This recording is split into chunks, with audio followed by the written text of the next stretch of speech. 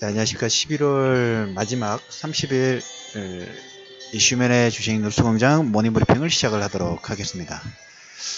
오늘 제목 부분들은 어제 지수, 해외 지수에서 좀 변화되는 폭들이 좀 컸습니다. 필라델피아 반도체 지수가 장중에 거의 5% 정도, 4% 후반대로 마무리되긴 했습니다만 장중에 5% 정도 급락이 나왔고, 기존에 우리가 2017년도 주도주라고 했습니다. 페이스북이라든 아마존 이쪽 관련된 종목분들도 큰 폭의 하락 부분들이 좀 진행이 됐고, 그 다음에 이제 나스닥이 이런 이유로 인해서 한 1%대 하락이 좀 나왔어요. 근데 그거 반해서 금융주 섹터는 2%대 상승이 좀 나왔습니다. BOA라든 이런 종목군들은 2% 정도 상승이 되면서 최근에 우리가 삼성전자 관련된 부분들 얘기를 드리면서 주도주가 좀 바뀌고 있다라는 얘기 좀 드렸죠. 우리나라가 더 먼저 선행하는 그런 부분들이 없잖아 좀 있어요. 비슷하게 움직입니다.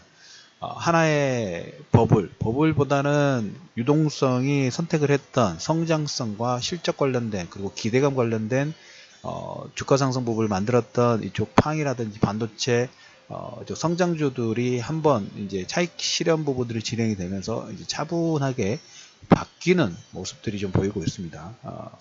그러면서 제가 최근에 이제 이런 얘기를 드려죠. 삼성전자가 5% 급락이 나왔을 때, 그리고 기존의 주도주건들이 바뀌었을 때, 기존 경기 민감주 쪽에서 10배 상승의 사이클 부분들이 역사적으로 기계, 화학, 조선, 그 다음에 화장품 이런 섹터들이 10배거가 됐다는, 10배거 대형주군도 크게 상승할 수 있다는 그런 스토리 부분들이 나올 수 있다는 얘기 좀 드렸죠.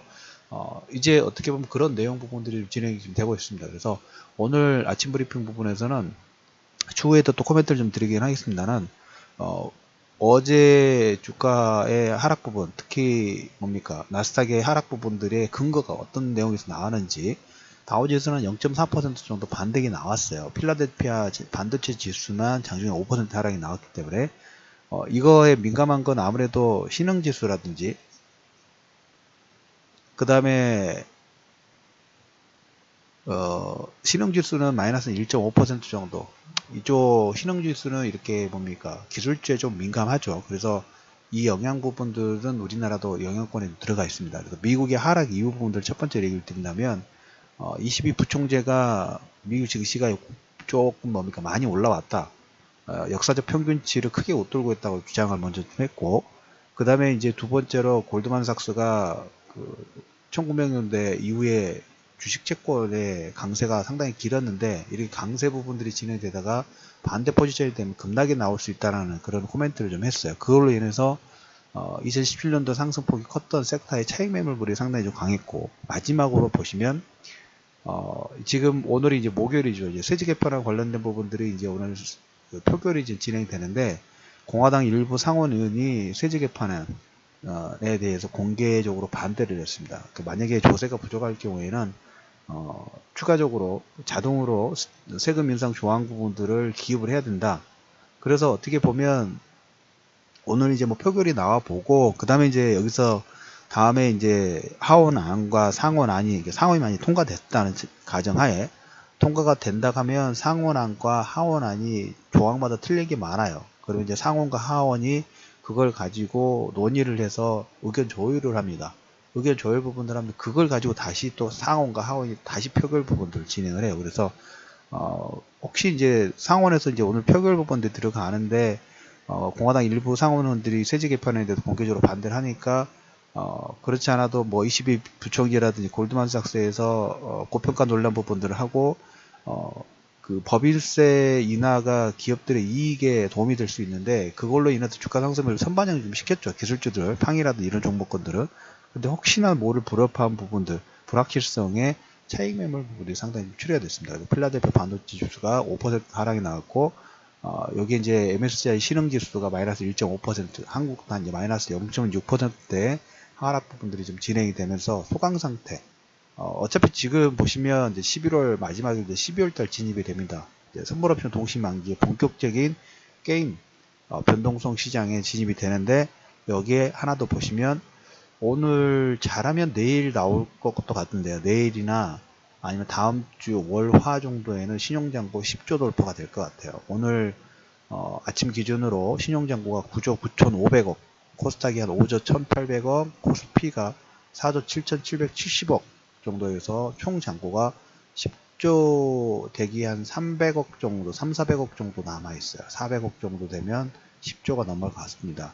이건 조금 과도하다고 말씀을 좀 드렸죠. 그래서 계속적으로 말씀을 드리지만 신용 많이 쓰신 분들은 완급 조절 더 싸게 살 수 있습니다. 대용주는 아마 글쎄 지금 내년 봄 정도, 지금 상반기 정도에 예상을 하고 있어요. 내년 상반기 정도에는 대형주가 최근에 뭡니까 기술주들 포스코 움직임 파동 부분들 예전에 기억하셔야 됩니다. 20만원대부터 30만원대까지 상승 파동을 이끌었던 이런 비슷한 이렇게 대형주 쪽에서 템베거가 나올 수 있는 종목분들 움직임이 내년 상반기에 움직일 수 있으니까 그때를 위해서 자금 원급 조절 잘 해주시라는 얘기를 다시 한번 좀 말씀을 좀 드려보도록 할게요. 그래서 어제는 금융주들이 JP모건이라든지 이런 종목은 2% 정도 하락이 나왔고 기존의 기술주들은 엔비디아가 한 6% 정도 하락이 나왔어요. 그러니까 완전히 차별화됐죠. 거기도 보면 최근에 우리 뭡니까 삼성전자가 하락이 나고 그 외의 종목군들이 저가 순환매에 나오는 거하고 비슷하게 보시면 될 것 같아요. 그래서 그 기조 부분들은 아마 내년에도 계속 확대가 되면 됐지 약해지지는 않을 것 같아요. 지금 생각으로는. 그래서 기존의 주도주군의 매지라는 것은 너무 늦장되어있다. 차 지나가는데 막 역시 뛰어가는 건 똑같아요. 굳이 그렇게 안 하셔도 됩니다. 더 반등 부분들 더 강하게 나올 섹터 부분도 움직이고 있으니까. 자, 그래서 오늘 그 이슈 부분들을 좀 말씀을 좀 드리면 오늘 아마 4차 산업혁명에서 큰 그림 1.0 버전이 발표가 예정이 좀 돼 있습니다. 그 부분 참고해 두시고 게임 관련된 내용들이 지금 계속적으로 요즘 나오고 있는 것 같아요. 넷마블 테라엠이 애플 웹스토어에서 매출 1위를 등극을 했고요. 잘하고 있네요. 그리고 룽투코리아 게임은 12월 달에 공개 테스트 부분들을 진행을 하는 NC소프트 모바일 게임의 체질 전환 대성공 부분들이 진행되면서 새 게임 부분 속속 나오고 있습니다. 리니지, 그다음에 아이언 템플레이트, 블레이드 앤 소울 2 제작 부분들을 좀 진행을 하고 있다라는 얘기를 드리고 중국이 그 1대1로를 지금 계속적으로 확장을 좀 시키고 있는데 중동부 유럽 16개 국가하고 1대1로를 협약 체결 부분들을 성공했다라는 거. 이것은 어떻게 보면 인프라 투자하고 연관성 부분도 있으니까 이거는 그 유럽 지역의 융코플레이라고 있어요. 융코플레이라고 있는데 융코플러보다 그거보다 더 중요한 건 뭐냐면 먼저 선행돼야 되는 것은 12월 이제 다음 주 12월 7일 정도 제 기억을 하고 있어요. 그 독일 메르켈하고 3인당에 연정이 되는지 안 되는지 이게 먼저예요. 유럽 지역에서 부터 융코플레이는 확장이라는 독일이 불안하면 나머지는 다 진행이 안 되기 때문에 메르켈 총리가 분위기는 조금씩 좋아지는 것 같긴 합니다만은 그 내용이 진척이 돼야지만 그 다음 파동 부분도 볼 수 있다라는 얘기 들어보도록 하겠고 그 다음에 이제 어제 그 초대형 IB 관련된 내용 부분들 코멘트를 좀 드려줘. 추가 인증이 될 수 있을까?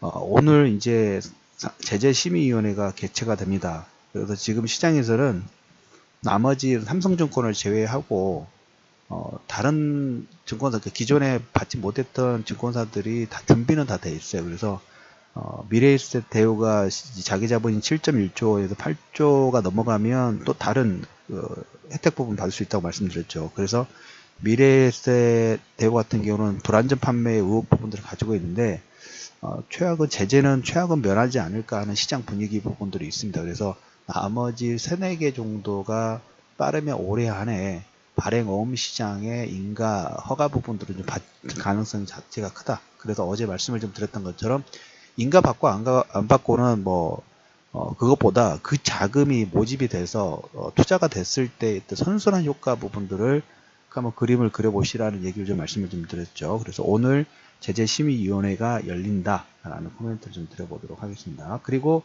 LG 디플 관련된 부분들의 그 독점 기술 유출 관련된 내용들이 있죠. 그거 역시 내일 정도 전문가 심의가 결정이 되고 비슷하죠.